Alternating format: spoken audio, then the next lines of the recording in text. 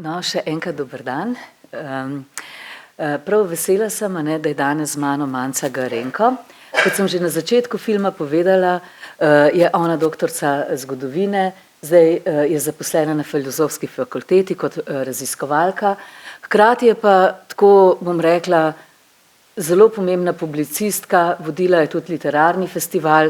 Na nek način je pravzaprav, čeprav je še zelo mlada, ampak že kar nekaj leta v stiku z umetnostjo. Predvsem je pa še eno pomembno področje, ki je nekako, tako bom rekla, ne glede na to, za katere dejavnosti gre, je na nek način raziskovanje odnosa do ženske v zgodovini, v današnjem času, skozi umetnost, skozi literaturo in tudi skozi vsakdanje življenje.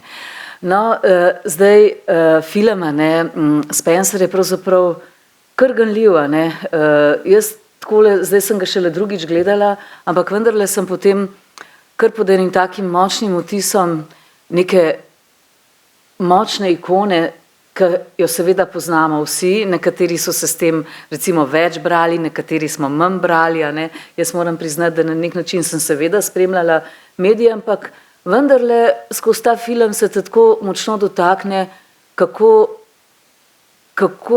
smo vsak na svoj način, ampak v kraljevi družini pa še toliko bolj vpeti v neke določene protokole, v neke načine. In zdaj me najprej zanima, midve se nismo nič o filmu pogovarjali, me najprej zanima, kako si, Manca, doživela ti ta film, kaj si ti videla, mogoče nekaj besed o tem. Dober dan. Ko sem prvič gledala film, moram reči, da sem bila mogoče ob koncu malo razočarana, ampak tudi zato, ker nisem dosti vedela o filmu prej in sem mislila, da bom nekako v 2 urah dobila neko življenjsko zgodbo od začetka do konca. Na kar sem, ko sem si ogledala ta film, ugotovila, da bom spremljala samo eno božično večerjo, malo podaljšano božično večerjo. Ampak potem, ko sem razmišljala o tem, se mi to sploh ni zdelo več tako slabo, tako problematično, ker se mi zdi, da je znotraj te božične večerje, znotraj tega najbolj patriarhalnega, kraljevega, konzervativnega instituta, lahko vidimo v bistvu vse, kar se odvija tako na zasebni, Dianini notranji ravni, od njenega telesa, odnosa do moža, odnosa do njegove mame, odnosa do politike.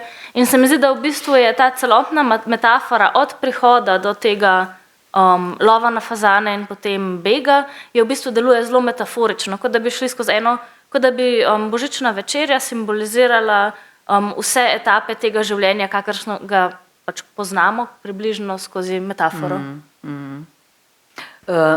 No, in seveda to je zdaj zgoščeno na 3 dni, in hkrati tudi jaz, ko sem to prvič gledala, sem pričakovala, se bom pa zdaj veliko zvedla, recimo o princesi Diani, hkrati mene to tako, kako gremo skozi vse te notranje svetove in pravzaprav je skoraj, da vsak, mislim, je neizmerno dober scenarij, vsak stavek je na nek način ga lahko preneseš in ga zelo razširiš.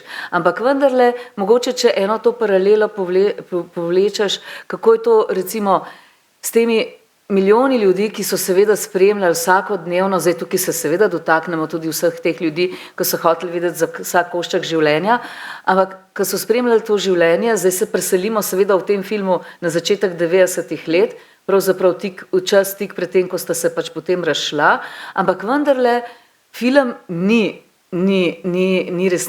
resničen, gremo tudi v domišljijo, ampak vendarle skozi to pripoved o tem, kako pa je princesa Diana doživljala sebe, kraljevo družino, v bistvu to odnos, partnerski odnos, tukaj se pa dotaknemo čisto resničnega življenja. Mogoče kako še to, da se še tega majčkeno. Mislim, da je zelo pomemben moment, ki se ga tukaj treba zavedati, da se to dogaja, kot si omenila, v 90-ih. 90-ta so mogoče najbolj strupeno desetletje za pogled na ženske, ker po eni strani je to doba modernizacije, doba popa, doba rumenih medijev, ki postanejo močnejši, kot so bili kadarkoli prej in preiskujejo vsak delček ženskega telesa, ampak hkrati je to tudi doba, ko mora ženska hkrati biti in svetnica, in lepa, in privlačna, in pametna, in se zavzemati za pravilne politične stvari. In ženska mora biti vse, ženska mora biti.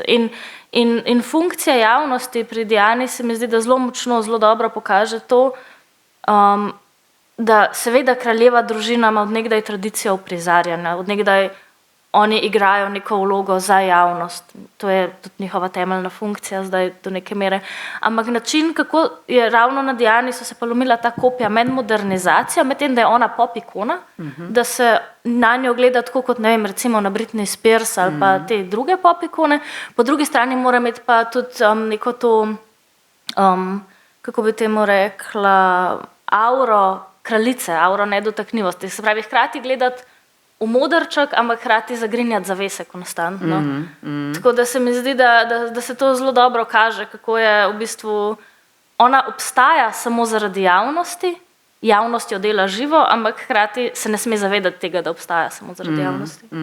No, to se mi zdi kar pomembno. Zdaj pa mogoče, če se seveda igralska zasedba recimo je izjemna v tem filmu in mogoče najprej, če se dotakneva Kristen Stewart, ki je tudi na nek način seveda zaradi svojega življenja, zaradi tega, ker je bila tako igrala v takih filmih, recimo v Coni somraka v seriji, tudi pravzaprav vzbujala pozornost javnosti, fotografov in se mi zdi, da se je mogoče z enim takim tudi študijskim načinom poglobila v življenje Diane in se po mojem mnenju to odigrala res izjemno. Ja, Kristen Stewart je izjemna v tej vlogi, to se strinjam, in tudi ta usporednica s tem, kako je ona igrala v Somraku, kar je bila najbolj popularna najstniška serija, oziroma najprej serija knjig in potem TV serija oziroma filmska serija. In ona je skozi v bistvu nje tudi ni nihče videl takrat kot punco, kakršna je, punco mlado žensko v nastajanju z svojimi lastnimi demoni, ki so sestavni del odraščanja, ampak so jo vsi konstantno videli kot to vlogo, kako je Bele, ali ne vem, kako je bilo temu liku ime. Se pravi, ona je bila lik, tudi za kamero je bila, tudi ko ni igrala, je bila lik in se mi zdi tudi to, da je ona potem se javno deklarirala za lezbiko, postala aktivistka, jo odmaknilo tega romantiziranega pogleda, ki je in njo kot Roberta Pattisona, ki sta bila tudi v tistem poznem najstniškem času zares par, zelo zaznamovala. In zanimivo je tudi videti, da tudi Robert Pattison zdaj, medtem ko je ona postala princesa Diana, je Robert Pattison postal Batman. Se pravi, ti naši otroci so odrasli in zdaj igrajo ikone, skozi lastne demone so prišli do teh ikon. Ja, to se mi je zdela tudi tako zanimiva izbira režiserja, ta igralska zasedba. Mogoče še to, v tistem trenutku, ko sta sama tam tisti, se pravi, princ Charles pa princesa Diana ob tisti biljardni mizi, ko ji on reče, pač dve osebi sta, vedno sta dve osebi, ena je ta, ki je navzven in ena je ta, ki je tvoja in ta, ki je tvoja, mora biti pač pravzaprav skrita in nekje v zadju. Iz tega vam bi lahko rekala, da si je princesa Diana želela biti eno. In tudi na nek način pobegati od tega, tukaj v bistvu skozi te to duši. In to se mi je zdel en tak močen, me zdaj spomni na ta, kar si zdaj pripovedovala.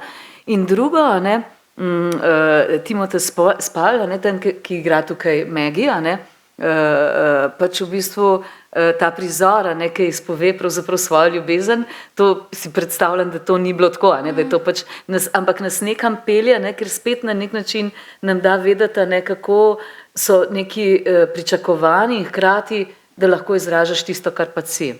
Kako pa to vidiš? Ja, se strinjam, ampak hkrati se mi zdi, da moramo nasloviti tudi dolgo tradicijo tega, da ženska nekaj igra, ne samo, ko je hollywoodska zvezda, pa ne samo, ko je princesa, ampak v resnici, da je, ali pa ženska in marginalizirane skupine v resnici, če pomislimo na ženske, LGBT, skupnost, migrante, kakorkoli, mi od njih vedno pričakujemo, naj imajo svoje običaje, samo naj jih počnejo doma, naj se imajo radi, samo naj počnejo to doma, naj ta ženska naj ima svoje mnenje, samo nas res mora zdaj javno utrujati s tem, kaj misli. In se mi zdi, da po eni strani se skozi film čutimo kot da boga princesa Diana, ker pač ni mogla biti to, kar v resnici je, ni mogla se zliti v eno, ampak hkrati se vsak od nas skozi svoje življenje bori za to, da bo lahko eno, da bo lahko, mislim, koliko tesnop izvira iz tega, ko na, ne vem, delovnem mestu igramo drugo osebo, kot smo v resnici, koliko tesnop izvira iz tega, kot pred lastno družino igramo vlogo, ki v resnici ni taka, kot smo, ne? Se pravi, se mi zdi to konstantno soočanje, mislim, kaj sploh biti cel, se mi zdi, da je ta na ravni Diane, to začutimo, ampak hkrati pa ravno zato, ker vsak od nas do neke mere igra neke vloge in smo dostikrat tesnobni ravno zaradi tega, ker je težko igrati. Ja, meni osebno se je zdel film ganljiv prav zaradi tega, ne? Ker v bistvu doživiš to, kdaj smeš s tem svojim notranjim delom se sploh javno izraziti, ne? Pa lahko je to v enem majhnem krogu, ne? V službi ali pa kjerkoli druge. Mislim, da je zdaj trenutek, ne, da vas povabim, da kaj pokomentirate ali pa vprašate ali pa karkoli, tako da kar vabljeni k besedi.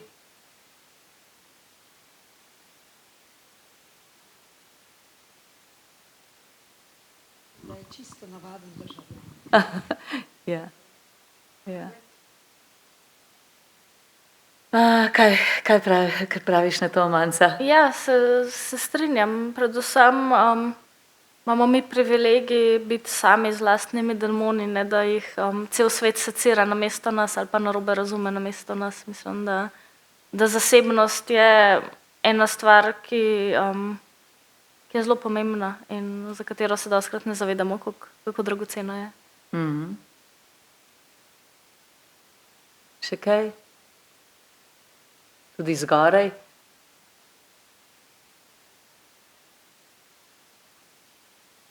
Mogoče se dotakneva še tega, ne, kako je pravzaprav, zdaj tudi to se mi je zdelo kar,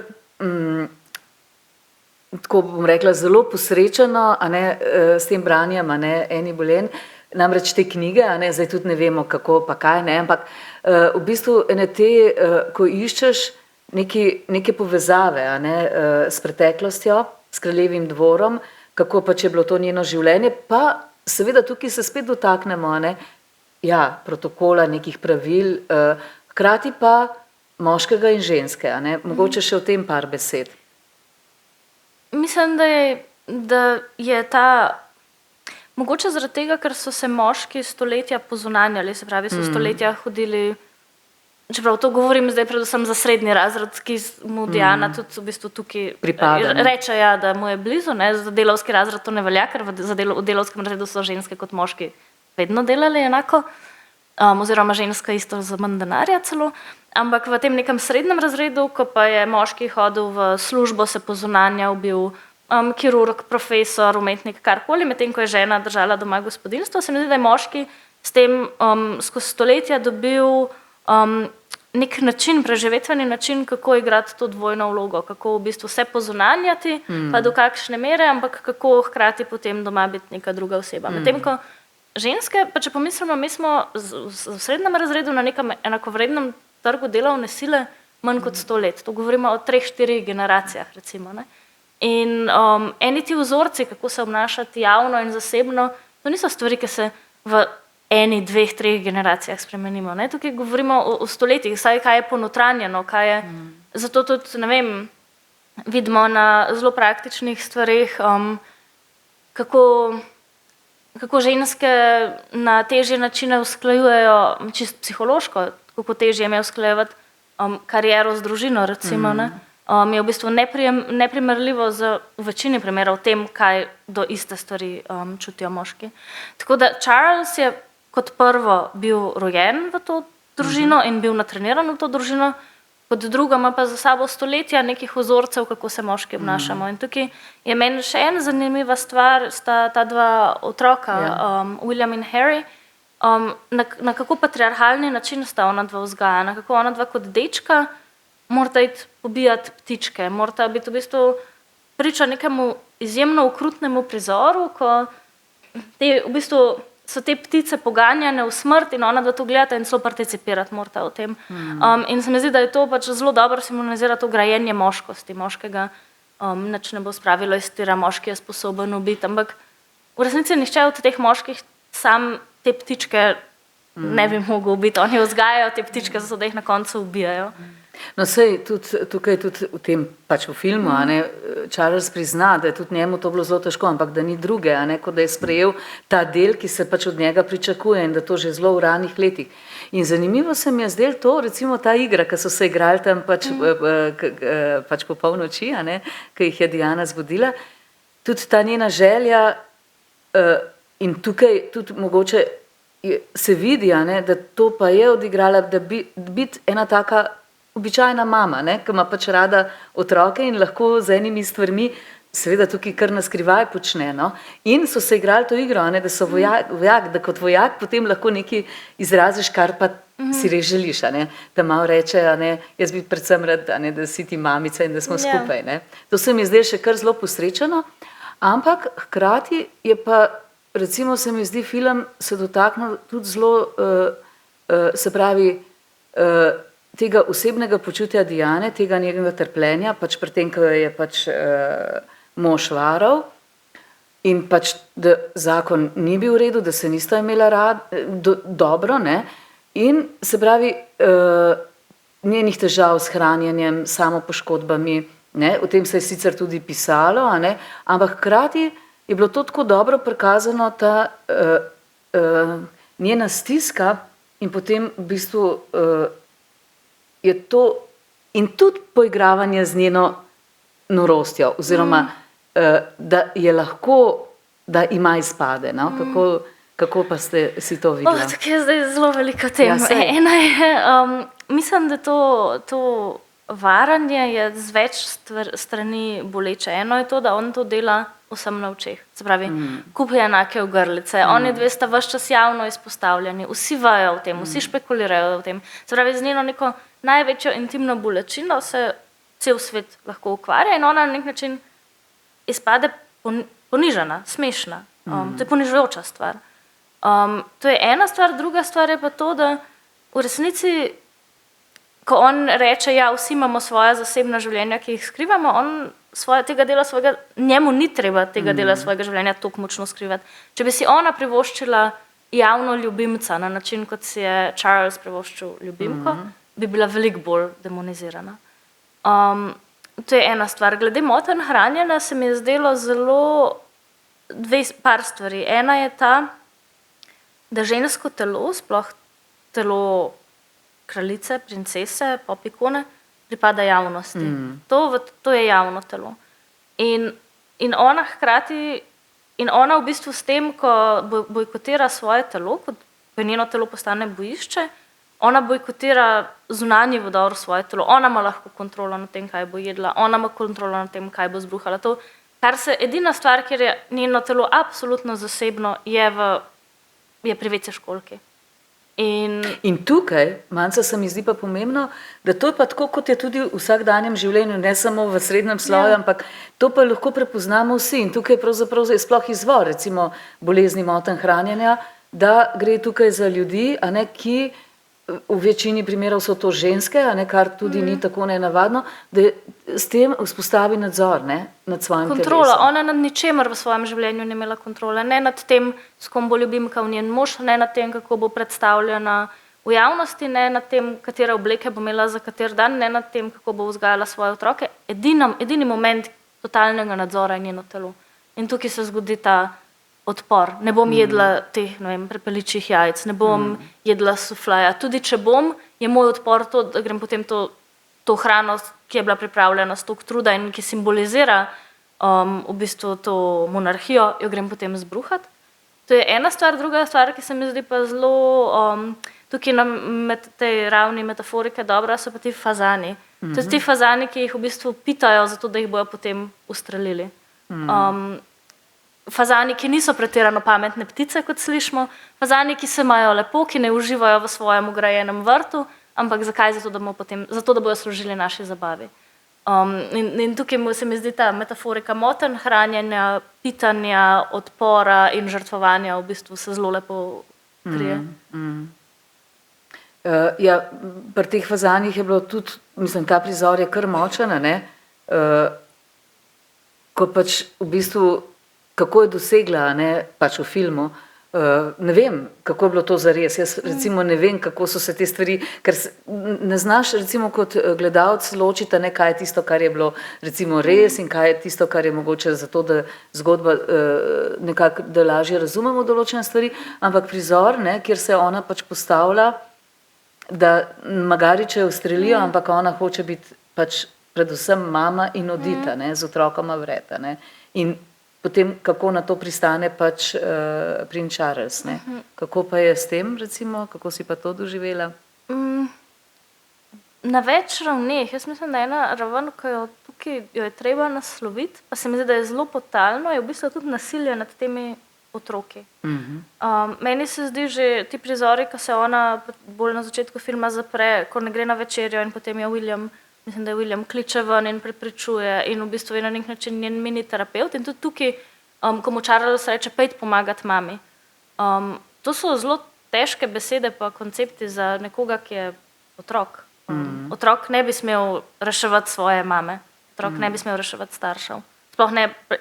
In se mi zdi, da mene je to v bistvu, se mi je zdelo to, da ona na vsak način hoče biti mama, hoče biti dobra mama, ampak je to spodleti. Ona je lahko mama do te mere, da jim omogoči odklop, da grejo na hitro hrano, da se skupaj zabavajo, da se skupaj skrivajo, da imajo svoje skrivnosti, ampak hkrati je pa vseeno ujeta v nekaj, zelo težko si dobra mama, če si psihično tako slabo. Tako krhka, ne. In mislim, zato, da si ti dober starš, v principu moraš najprej se počutiti kakor to v redu. Močnega, ne. In to je bilo pravzaprav, te prizori so bili tudi meni tako zelo ganljivi, ker v bistvu si začutil to, kako pravzaprav sploh Williama, ne, kako je, ker je starejši, Harry je bil pač tako mečken, kako je že prevzemal vloge, kar se velikokrat v družinah zgodi, tukaj pa ne gre samo za kraljeve družine, ne, ampak vendarle vlogo nekoga, ki pravzaprav je ves čas pozoren, a bo mama zmogla ali ne bo zmogla,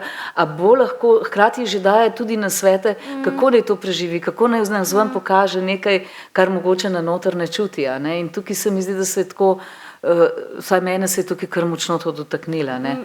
Meni so se v resnici največje žrtve, najbolj do srca mi je šlo to, kako so življenje teh otrok.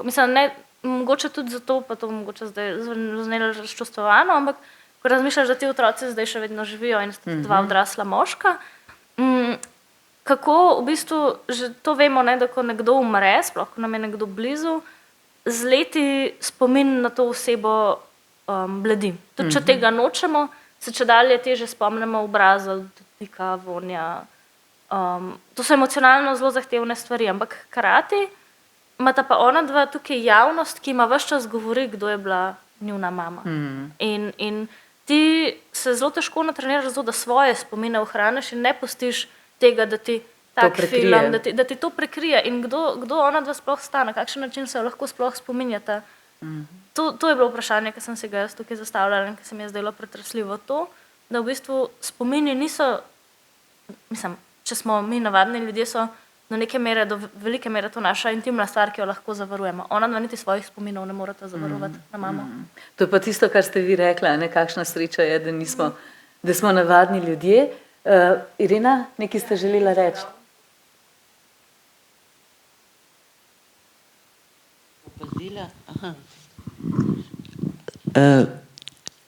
Dve stvari pravzaprav. Film je odličen, scenarij pove vse. Mene ne zanima, kaj je res ali ne.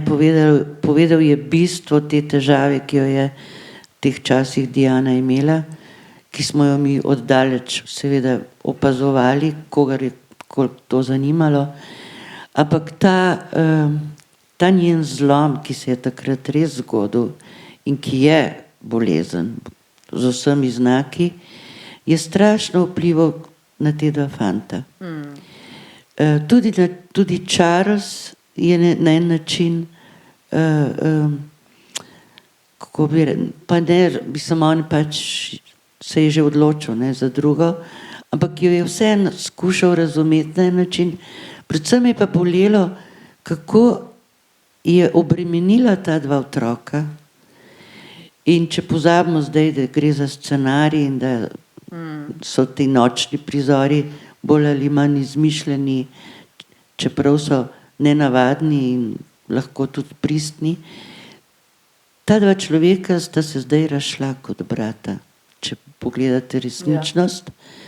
Nekdo, ki je sprijel vso to tradicijo od tehtanja za Božič naprej in bo ostal, ker mora nadaljevati to linijo, in mlajši brat, ki se skuša upreti. In kaj zdaj tukaj, zakaj sem to poudarila? Vloga kraljice v tem primeru. Če se spomnite prizora na stopnišču, ko gre kraljica s tvojimi psi na špancir in priteče Diana z nekim idiotskim razlogom za njo, ker je v njej videla ključ razrešitve, pa ga ni našla, ni ga dobila. In tudi zdaj, če preskočimo 30 let, ko se je zgodil ta odhod Harryja pač v Združene države, ne vem, kako kraljica zdaj uporablja svoj ključ, ampak je pa v njenih rokah.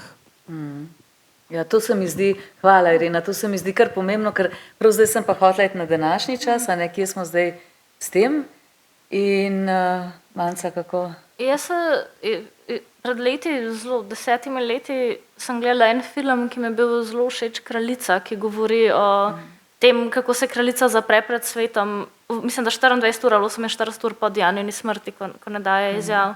In se mi zdi, da mogoče se kraljica, ne vem, instinktivno, ali je bila v to natrenirana ali oboje, se zaveda, da bolj kot je odsotna, mislim, ona je v bistvu figura odsotnega očeta, to kar ponavadi, zato je ona izrazito patriarhalna figura. Ona se zapre, če gledamo celo njeno kariero, vsaj kot jo jaz poznam, ona se ne javno izjavlja glede stvari, ona se ne vpleta v politiko, ona je ves čas tiho in ob strani in čaka. In njena vojna je pozicijska. Ona drži svojo pozicijo in jo bo zadržala in predtem pa padajo žrtve. Jaz ne vem, kako ona živi s tem, mislim, da nihče od nas tega ne ve. Se mi pa zdi povedano to, da ima toliko veliko teh prijaznih kužkov. Se mi zdi, da je to edino čustvo, ki si ga dovoli dati, edina resnica, ki jo lahko pove, so pač ti kužki. Pa predvsem ne morejo govoriti, topli pa so.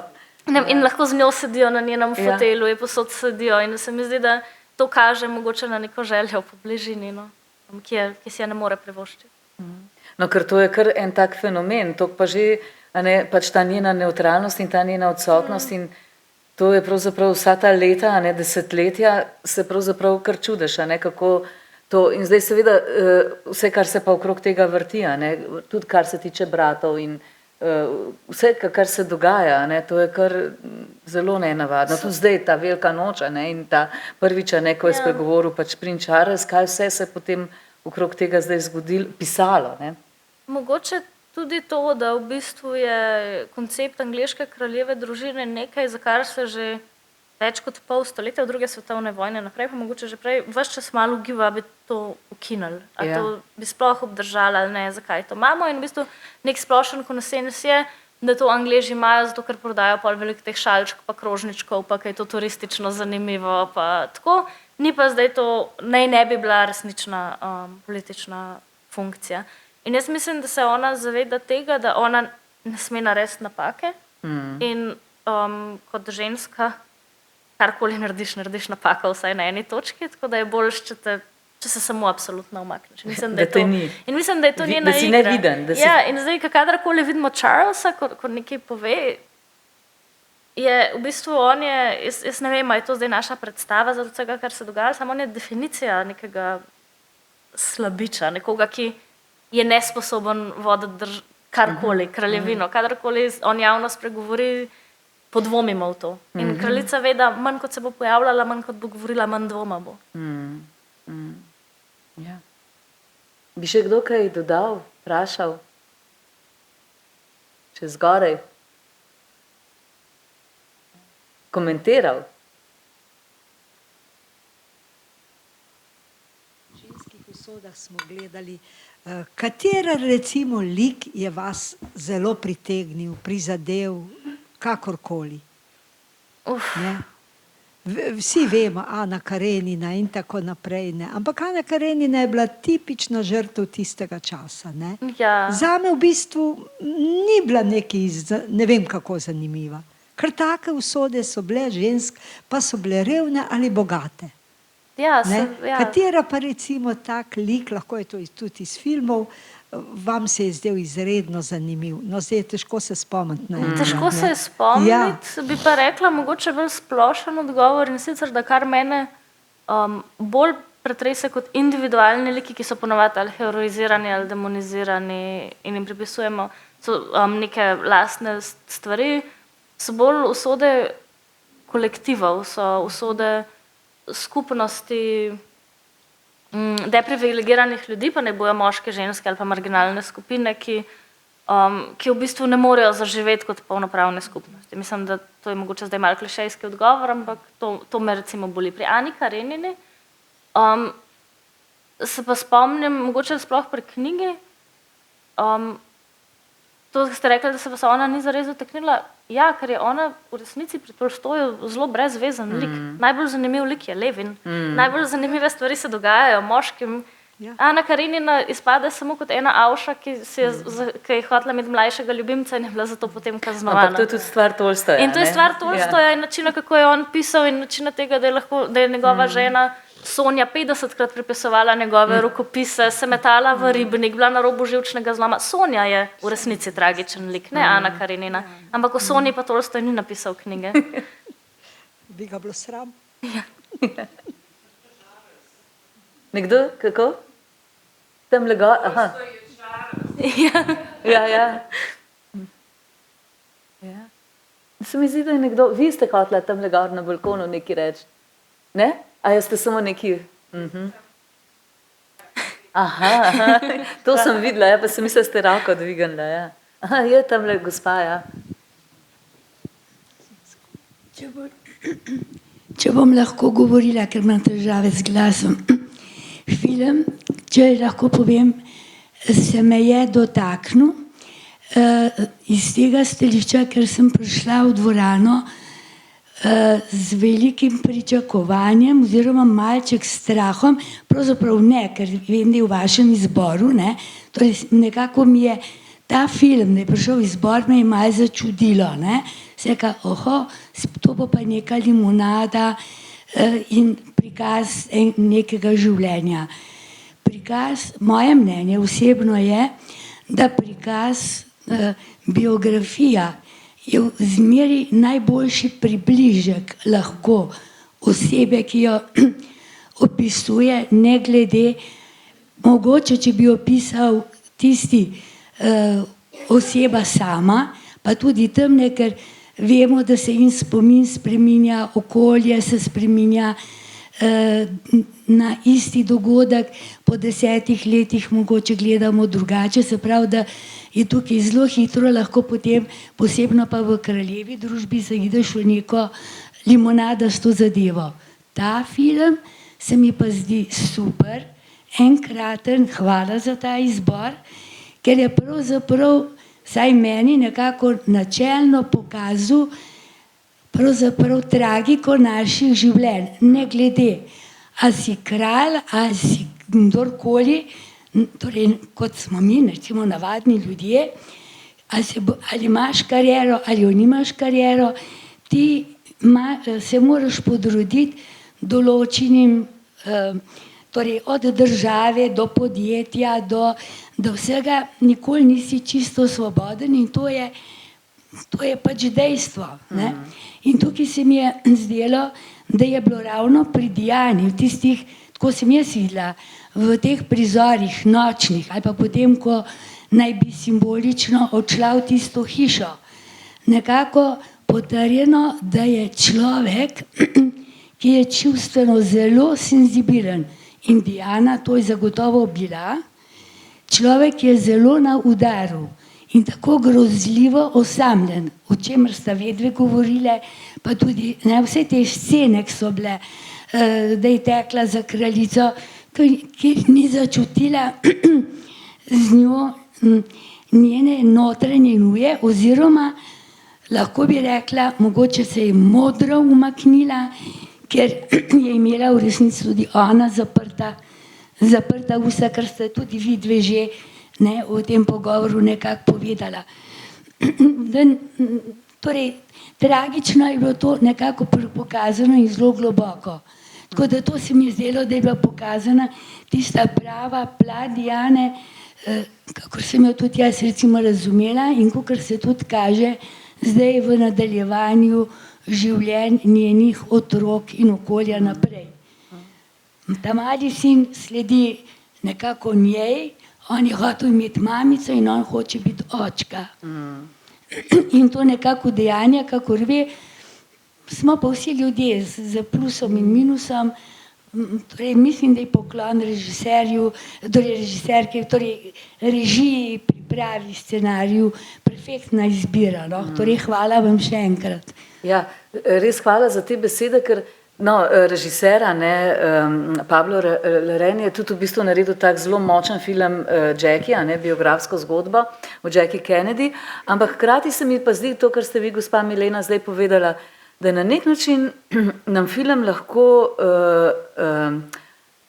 tako odpira vrata v razmislek, kako ne glede na spol, ne glede na spol, čeprav je tukaj v posebnem položaju še ženska in mogoče, če pomislimo, tukaj gre za razpad zakona, partnerske zveze, tle smo vsi zelo ranljivi, kadar se nam karkoli tazga težkega zgodi in takrat začneš zgubljati tla pod nogami, karkoli je takega okrog nas, ne. Kako najti takrat moč oziroma pot do sebe, da tukaj, tudi s temi nočnimi prizori, ona nekako se je naslonila na spomine svojega doma, svojega otroštva v filmu, da je zbrala to moč, reči grem, nekaj hočem po svoji poti, sploh se prisluhniti, kaj je sploh tisto.